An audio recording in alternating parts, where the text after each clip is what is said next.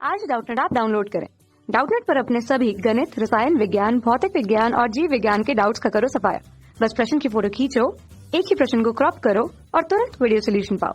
अभी डाउनलोड करें। क्वेश्चन दिया है, प्रकाश का वैद्युत चुंबकीय सिद्धांत किसकी व्याख्या करने में असफल रहेगा। पहला है प्रकाश विद्युत भाव का, दूसरा है ध्रुवण की व्याख्या, तीसरा है विवर्तन की व्याख्या और चौथा है व्यतिकरण की व्याख्या।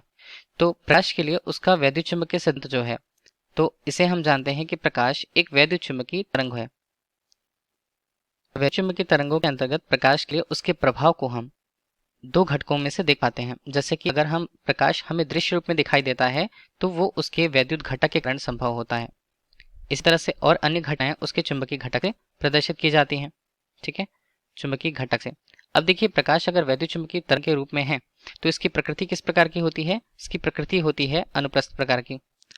अनुप्रस्थ प्रकार की इसलिए कि प्रकाश के संचरण की जो दिशा है उसके दिशा के लंबवत प्रकाश के लिए उसके वैद्युत घटक और चुंबकीय घटक मौजूद होते हैं। ठीक, अब यहाँ पर अगर हम प्रकाश के उसके वैद्युत चुंबकीय सिद्धांत की व्याख्या करने की कोशिश करें तो वैद्युत चुंबकीय तरंग के लिए एक गुण होता है कि उसे चरण के लिए माध्यम की आवश्यकता नहीं होती है, इसलिए प्रकाश निर्वात में भी गमन कर सकता है। ठीक है, अब प्रकाश के लिए हम उसे तरंग की प्रकृति के आधार पर देख रहे हैं, वैद्युत चुंबकीय तरंग की प्रकृति के आधार पर देख रहे हैं। तो तरंग की कौन कौन सी संघटनाएं होंगी जो तरंग की घटना के द्वारा या तरंग के द्वारा ही प्रदर्शित की जा सकती है। पहला है व्यतिकरण की घटना।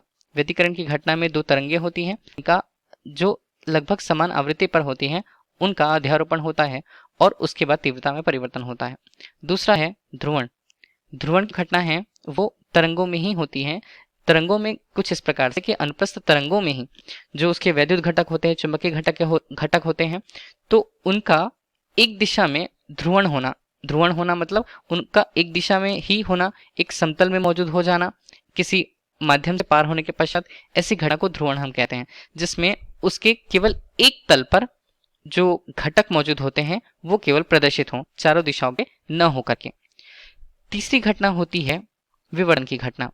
कोई और यहाँ पर हो, कोई छिद्र हो, उसमें प्रकाश का मुड़ जाना, प्रकाश के या अनुप्रस्थ तरंगों का उसके किनारों से मुड़ जाना, वो घटना कहलाती है विवर्तन की घटना। ये तीनों घटनाएं तरंग को प्रतिपादित करती हैं या तरंग प्रकृति को बताती हैं, तरंग प्रकृति को। लेकिन पूछा है कि कौन सी प्रकृति को बताने में, कौन सी व्याख्या करने में असफल है, तो ऑप्शन होगा हमारे लिए ऑप्शन ए, प्रकाश विद्युत प्रभाव। प्रकाश विद्युत प्रभाव में हम प्रकाश के लिए उसकी क्वांटा प्रकृति, जिसे हम फोटॉन्स कहते हैं, उसकी व्याख्या की जाती है। Thank you. कक्षा 6 से 12वीं से लेकर नीट, IIT, JEE वो एडवांस के लेवल तक 1 करोड़ से ज्यादा छात्रों का भरोसा। आज ही डाउनलोड करें डाउटनेट ऐप या व्हाट्सएप करें अपने सारे डाउट्स 8400 400 400 पर।